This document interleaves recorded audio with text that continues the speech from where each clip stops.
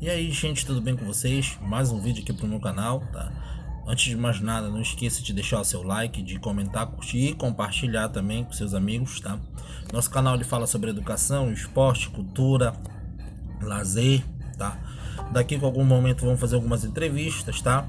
Daqui deixa passar a quarentena que a gente vai abrir uma rodada de entrevistas, tá? A gente vai falar um pouco hoje sobre educação, tá? A responsabilidade da família e da escola no processo de formação do cidadão, tá? Dessa criança e desse adolescente, tá? Mas antes de mais nada, tudo isso nos são regidos por leis, normas ou estatutos, tá? Que é de suma importância para a gente compreender melhor. Antes de mais nada, a gente tem que partir da nossa lei mãe, tá? Que é a Constituição Cidadã, tá? Constituição Federal da República Federativa do Brasil de 1988. Eu marquei aqui a página, tá? Aqui para vocês que eu vou falar daqui a pouco, tá? Nós também temos o Estatuto da Criança e do Adolescente, tá? Que é importante, que é do ano de 1992, que protege a criança e o adolescente, dá garantias para eles, tá? É importante também a gente salientar que também serve como base educacional, tá? Para você compreender melhor como é que funciona a educação no Brasil, porque muitas pessoas pensam que a responsabilidade só é da escola. Não, a responsabilidade também é da família, tá? E nós temos, por fim, a Lei de Diretrizes e Bases da Educação Nacional, tá? Que é a famosa LDB, Lei 93 de 94, ou Lei Darcy Ribeiro, tá? Que são leis que vão fundamentar a educação no Brasil, tá? São bases educacionais, tá? A gente parte do princípio que a educação ela é universal, tá? Por que uma educação universal? Porque todos os brasileiros têm acesso à educação, tá? A gente parte aqui do artigo 205 da Constituição da República Federativa do Brasil, que fala assim: a educação, direito de todos e dever de quem? Olha só que interessante, a Constituição já deixa bem claro aqui. Dever do Estado. Quem é o Estado? Governo federal, governos estaduais e governo municipal. Vamos lá. De cima, primeiro, governo federal, responsabilidade, o Ministério da Educação, conhecido como MEC, tá? Segundo responsável, as secretarias estaduais de educação dos estados. E terceiro, as secretarias municipais de educação, tá? São elas que vão dar base para essa educação funcionar no Brasil, tá? E também temos uma coisa importante, tá? Que é a família, tá? Essa família que ela pode ser de várias formas, tá? A gente não vai entrar no mérito aqui, a gente vai explicar isso mais num outro vídeo, tá? Falando sobre projetos na escola, que é importante a gente salientar isso, tá? Por que, pessoal, a gente fala de família? Hoje a família ela é bem pluralizada, tá? Ela é bem plural. Então a gente fala que a responsabilidade da educação hoje no Brasil, ela é do Estado, mas também das famílias. Aí vem a minha crítica, tá? Hoje muitos pais, muitas famílias pensam que a responsabilidade da educação é só da escola, mas não é. Tanto é que eu sou professor, tá? E a gente tem que se desdobrar, principalmente agora na quarentena. A gente dá aula em mais de um lugar, a gente faz vídeo, a gente produz, tá?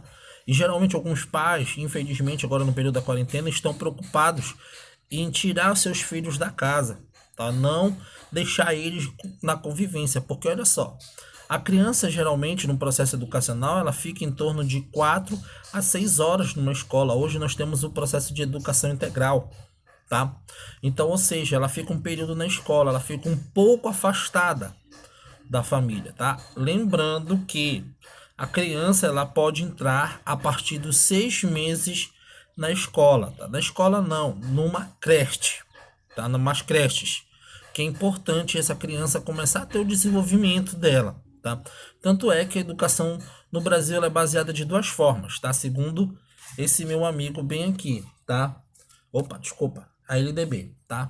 Que ela é dividida em educação básica e educação superior. O que é educação básica? A educação básica ela é dividida na educação infantil, tá? Que engloba todas as crianças menores de 5 anos, de 5 a 6 anos, tá? Depois eu tenho o ensino fundamental 1, que vai do primeiro ano do ensino fundamental até o quinto ano, tá? Depois eu tenho o ensino fundamental 2, que é do sexto ao nono ano do ensino fundamental. E depois, no fim da educação básica, eu tenho o ensino médio, tá? Ensino médio, que é o primeiro, segundo e terceiro ano, tá? Num próximo vídeo a gente vai falar um pouco de como é que ficou a reforma do ensino médio, tá? Como é que está organizada essa estrutura, tá? Então, olha só, quando a gente fala dessa situação da educação básica, que primeiramente é responsabilidade da família e do Estado, a gente tem que compreender que esse Estado ele tem que dar estrutura para as famílias poderem ter acesso a essa escola. Mas, infelizmente, o Estado, geralmente o Estado brasileiro e os estados, secretarias municipais e estaduais de educação, elas não dão esse acesso educacional, tá? Infelizmente.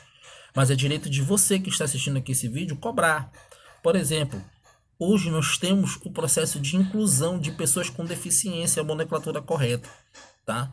Por exemplo, uma escola que ela precisa ter acessibilidade, precisa ter elevadores, precisa ter corrimões, precisa ter caminhos, tá? E a gente observa uma grande dificuldade nessa situação na escola, tá?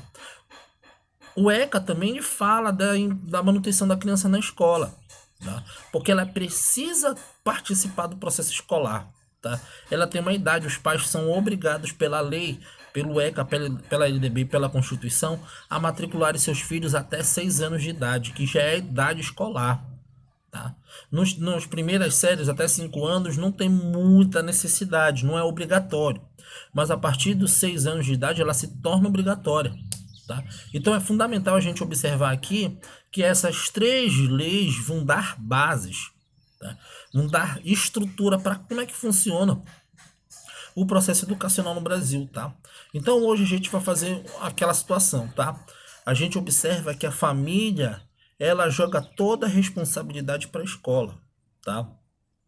E exime um pouco, não são todas as famílias, claro, mas grande parte das famílias pega e joga os seus filhos na escola, tá? Como se a escola fosse um depósito, fosse um galpão. E não é isso. A família tem que participar também, por isso que existem reuniões de pais. E como professor eu falo, nas escolas, muitos pais faltam em reuniões, tá? Deixa os seus filhos um pouco de lado e não é interessante, tá? A gente tem que compreender que os filhos, eles vão reproduzir, eles vão ficar aqui, eles vão reproduzir novos aspectos para a sociedade, tá? E a gente precisa de uma sociedade justa, humana e igualitária, tá? Tanto é que a nossa Constituição Cidadã, ela fala isso, tá? Que a nossa sociedade, ela precisa ser próspera, tá? Então, ou seja, a partir da educação, a gente precisa buscar essa prosperidade.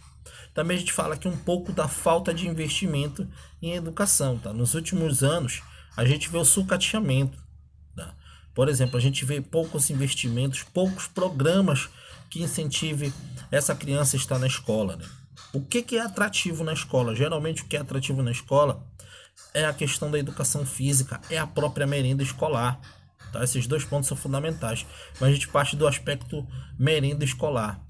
Muita gente, principalmente aqui na Amazônia, muita gente mora no interior, tá? E vem se deslocar para a cidade, para o centro urbano, para única e exclusivamente ir merendar na escola, basicamente é o seu alimento do dia, tá? Porque geralmente algumas embarcações aqui na Amazônia saem do interior 2, 3, 4 da manhã para vir para a cidade, dependendo do lugar onde eles moram, que alguns são bem longe. Então, a partir desse momento, quando ele chega na escola, o rendimento dele no início das aulas, ele é baixo, porque aquela criança ela já está com fome, tá? Isso também influencia, tá? Influencia bastante. Então, a gente observa que no decorrer das primeiras aulas, aquela criança ela não está interessada. Porém, depois que ela se alimenta, aí sim ela começa a ter um rendimento melhor, tá? A gente vê as nossas escolas, principalmente escolas públicas, tá? Sucateadas, tá? Está tendo um processo de sucateamento. Então é interessante a gente salientar. É importante a gente sempre tratar de educação como uma forma primordial, porque a educação vai ficar para mim, vai ficar para vocês, vai ficar para os nossos filhos, para os nossos netos, tá? E isso traz alguns reflexos. Por isso que é importante, primeiro, a gente se basear na base da lei. A lei ela está aqui para nos ajudar, para nos auxiliar. Tanto é que muita gente fala, ah, professor, mas muita gente sabe só os seus deveres, né? E as suas outras atividades, além dos deveres, né?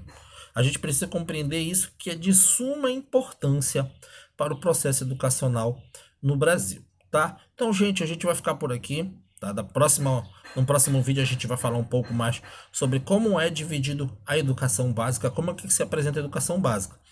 No card desse vídeo eu vou deixar tudinho as referências bibliográficas, tá? Porque é importante a gente trabalhar com referências bibliográficas, tá? A gente é das ciências humanas, mas é importante a gente deixar lá a descrição desses 3 livros que são de suma importância para o desenvolvimento da educação no Brasil, tá? Então, gente, deixa o seu like, tá? Curta, comenta, compartilha aqui seu humilde canal e até a próxima.